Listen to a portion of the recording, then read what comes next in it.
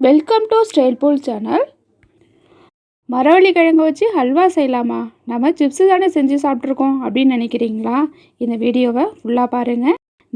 நாளைக்கே இந்த ஹல்வாவை செய்து சாப்பிடுவீங்க.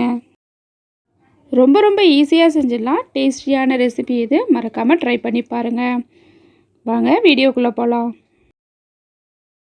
இதே மாதிரி ஒரு மீடியம் சைஸு மரவள்ளி கிழங்கு எடுத்துக்கலாம். இதை நல்லா க்ளீன் பண்ணிவிடுங்க, ஏன்னா இதில் மண் நிறையா இருக்கும்.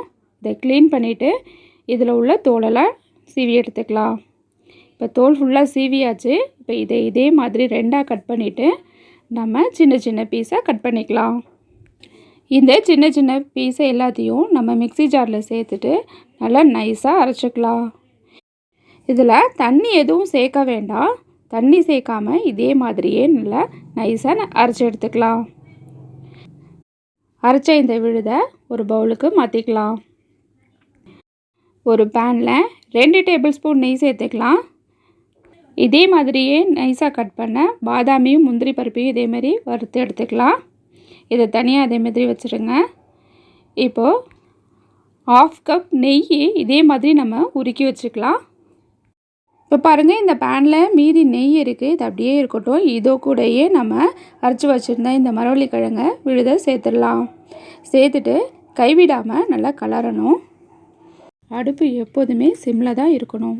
Games videos, cooking, art and craft, அடுத்து ஸ்டிச்சிங்கு, இதே மாதிரி நிறையா விதமான தலைப்புகளில் நாங்கள் வீடியோஸ் அப்லோட் பண்ணுறோம். மறக்காமல் எங்கள் சேனலை பாருங்கள். இப்போ கொஞ்சம் நெய் சேர்த்துட்டு நல்லா கலரலாம். அப்போ தான் ஈஸியாக கிளறதுக்கு வரும். அதனால் இதே மாதிரி கைவிடாமல் கலந்துடுங்க. எல்லா நெய்யும் அப்சர்வ் ஆகிடுச்சு. மறுபடியும் இன்னொரு டேபிள் ஸ்பூன் நெய் விட்டுட்டு நல்லா கிளறணும். இந்த விழுது நல்லா வெந்து இதே மாதிரி சுருண்டு வரும். இப்போ பாருங்கள், நல்லா ஸ்டிக்கியாக இருக்கும். பாருங்கள் பால் மாதிரி எப்படி திரண்டு வருதுன்னு. மரவள்ளி கிழங்கு நல்லா வேகணும். அதனால் இதே மாதிரி கைவிடாமல் கலந்துடுங்க. நம்ம அல்வா கலந்து விடும்போது அடுப்பு எப்போதுமே சிம்மில் தான் இருக்கணும். இந்த ஸ்டேஜில் மரவள்ளி கிழங்கு நல்லா வெந்திருக்கும். இப்போ நம்ம சர்க்கரை சேர்க்கலாம். 1 கப்பு சர்க்கரை சேர்க்கணும். சர்க்கரை சேர்த்துட்டு நல்லா கிளறி விடுங்க. நம்ம அல்வா கலந்து விடும்போது அடுப்பு எப்போதுமே சிம்மில் தான் இருக்கணும். சர்க்கரை சேர்த்தோடனே இதே மாதிரியே இலகி வரும். இப்போ இன்னொரு டேபிள் ஸ்பூன் நெய் சேர்த்துட்டு நல்லா கிளறி விடுங்க. இப்போ இந்த அல்வா இதே மாதிரியே ஒட்டாமல் கிளாஸ் மாதிரி வரும். இப்போ இந்த ஸ்டேஜில் நம்ம வறுத்து வச்சுருக்கிற முந்திரி பருப்பையும் பாதாம் பருப்பையும் சேர்த்துடலாம். சேர்த்துட்டு நல்லா கிளறி விடலாம்.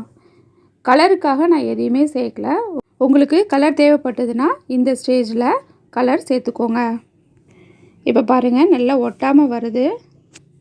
நம்ம அல்வா கலந்து விடும்போது அடுப்பு எப்போதுமே சிம்மில் தான் இருக்கணும். அவ்வளோதான், டேஸ்டியான அல்வா ரெடி ஆகிடுச்சு. இப்போ நெய் தடவின ஒரு பவுலுக்கு மாற்றிடலாம். இது கொஞ்சம் நேரம் ஆறட்டும். ஆறினதுக்கப்புறம் இதே மாதிரி கட் பண்ணி சர்வ் பண்ணலாம். இப்போ தான் நீங்கள் ஃபஸ்ட் டைம் ஸ்டைல் பூல் சேனலை பார்க்குறீங்கன்னா சப்ஸ்கிரைப் பண்ணிக்கோங்க. பக்கத்தில் இருக்கிற பெல் ஐக்கானை கிளிக் பண்ணிவிட்டு ஆளுங்கிற ஆப்ஷனை செலக்ட் பண்ணிக்கோங்க. அப்போ தான் நாங்கள் அப்லோட் பண்ணுற வீடியோஸ் உங்களுக்கு உடனுக்குடனே நோட்டிஃபிகேஷனாக வரும். இந்த வீடியோ பிடிச்சிருந்ததுன்னா லைக் பண்ணுங்கள். உங்கள் ஃப்ரெண்ட்ஸுக்கும் மறக்காமல் ஷேர் பண்ணுங்கள். Have a nice day.